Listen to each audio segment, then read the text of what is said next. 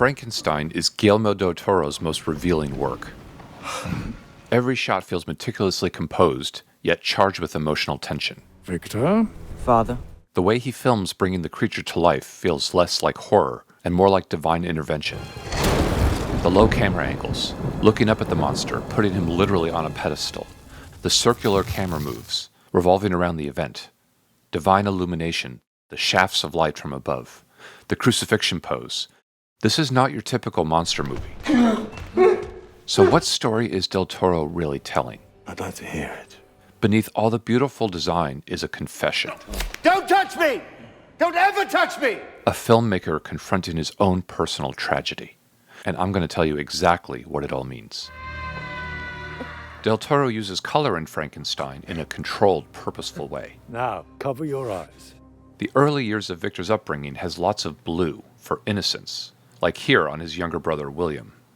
White for purity, like on Victor's fiancée Elizabeth, who connects with the monster, literally gives her life to protect him with her pure intentions, wearing the white dress. But as his story unfolds, those colors bleed into red. Red is the color of life, of vitality, of creation. It's why Del Toro draped Victor's beloved mother in red. Victor's mother is the one who gives him life, warmth, and moral grounding. And while we're here, look at how Del Toro tells the entire story of this scene through just the visual blocking and color choices. Victor faces his cold, emotionless father, dressed only in black and white. In fact, his father only ever wears those two colors throughout the film. And Victor is literally being protected from his father by his mother's warmth, by her humanity. And she always wears that red until her death. No, Victor! And her death becomes the rupture that drives him to recreate life, a way of trying to bring back his mother. So while red is used literally to bring life to the creature, like blood, Del Toro also uses it symbolically, as a thread connecting Victor's mother to his creation, the color of his heart. And by the way, these dying peasants dressed in a sickly green. You're lucky to be hanged. You would have died within the year. Not a subtle color message there. But it's clear now why Victor's always dressed in black and white, like his father, but almost always with a red accent, like the gloves in this outfit. A trace of his repressed humanity, inherited from his mother. And Del Toro connects to that himself completely. As a self-professed child of a tough father, Del Toro sees himself in both Victor and the creature. His own mother's influence was enormous. She encouraged his imagination, his fascination with monsters. When she died just before he started production on Frankenstein, he described it as something carved out of him, like a piece of his heart. In all his films, Del Toro's monsters are victims of grief. But in Frankenstein, that grief belongs to everyone.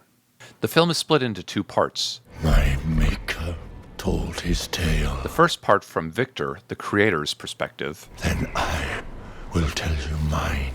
And the second part from the creature's.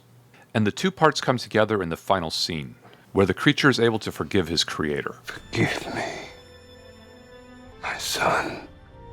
I forgive you. It's really Del Toro forgiving his own father and himself for being imperfect.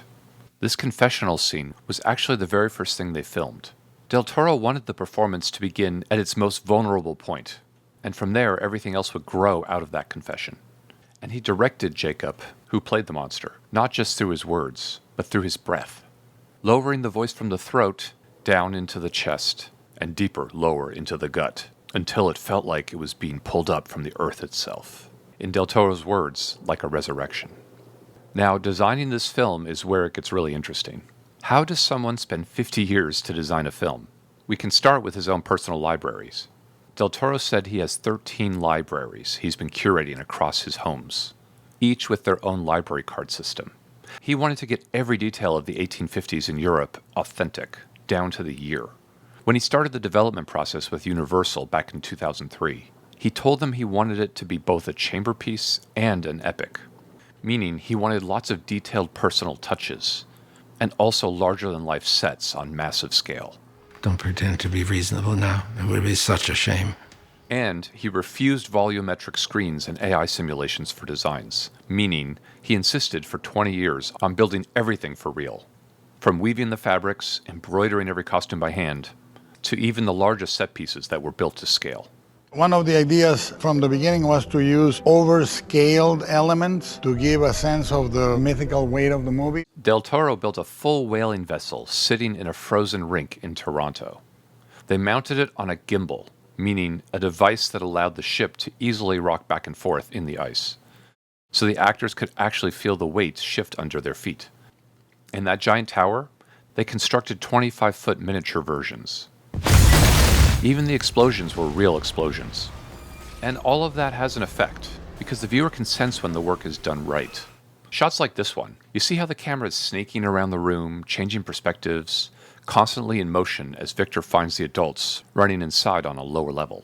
You can't have playful shots like this unless it's a practical set, meaning it's all constructed, and not just green screen shots. Also, want to know how they create that beaming sunlight? It's not the real sun because otherwise it would move out of position within 5 minutes. So to simulate it, they use a giant light on a crane that looks something like this from the outside. And to create those rays of light streaking through the room, they used a fog machine to add some atmosphere for the light to reflect off of. And it's pretty clear they used fog machines everywhere all the time in this film to get those artistic light streaks. Look at this shot. If you freeze it, the frame doesn't even look like a movie. It looks like a surreal painting. That eerie green wash from the northern lights, the minimalist, moody landscape, and that tripod brazier, almost like a ladder disappearing into the void of ice and mist. The monster looks lonely, both physically and emotionally. How does Del Toro, or any other director or production designer, come up with these high-level artistic compositions? They almost always come from strong reference material. And for this film, Del Toro drew heavily from the European romantic painters of the 1800s, Henry Fuseli, William Blake, and in this case, Caspar David Friedrich. Here's another artfully composed shot. Just like Friedrich's Monk by the Sea, notice how small the humans are, and how low the horizon sits in both frames, leaving an overwhelming expanse of sky. Its minimalist emptiness creates space for loneliness and introspection. Another similar shot here, but this time Del Toro puts the horizon in the upper third, leaving a vast sea of lonely snow instead of the sky.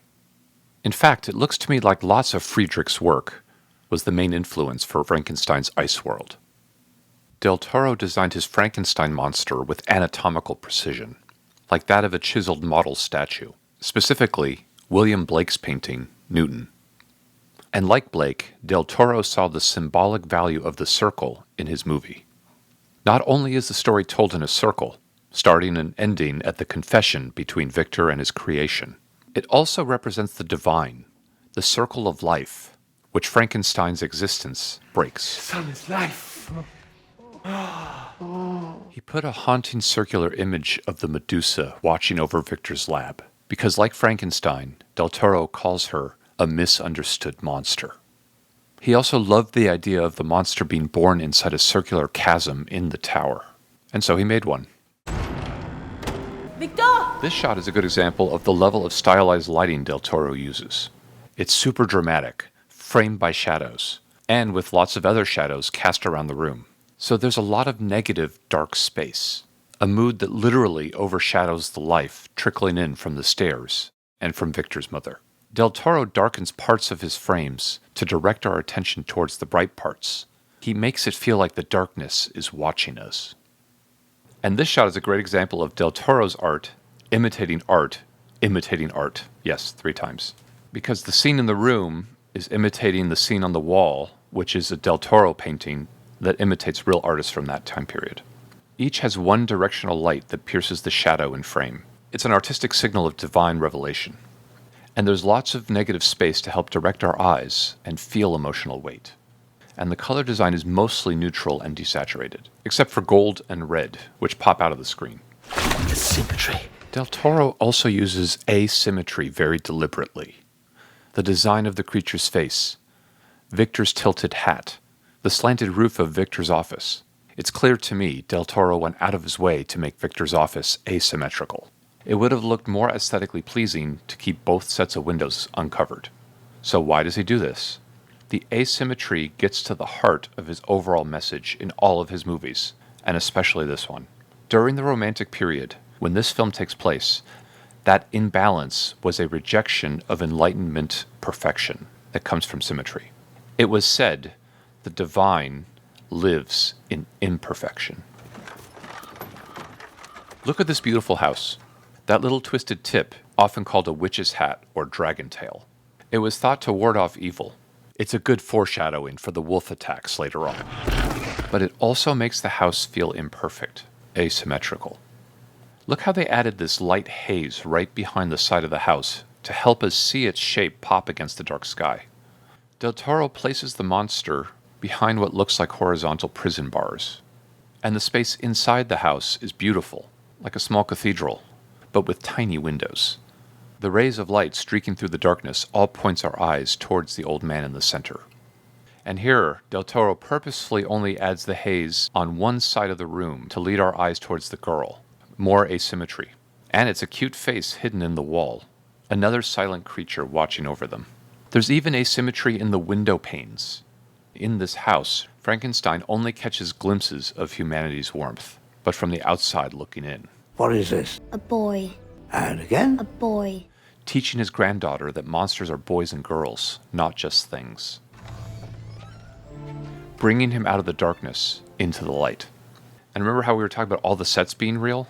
Even the wolves were based on real reference that they shot on set. They shot hungry wolves attacking trainers in armor and used that as reference for the final animation.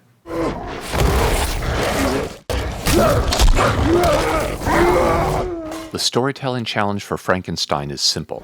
Bring him to me! How do you make an audience care about a violent creature?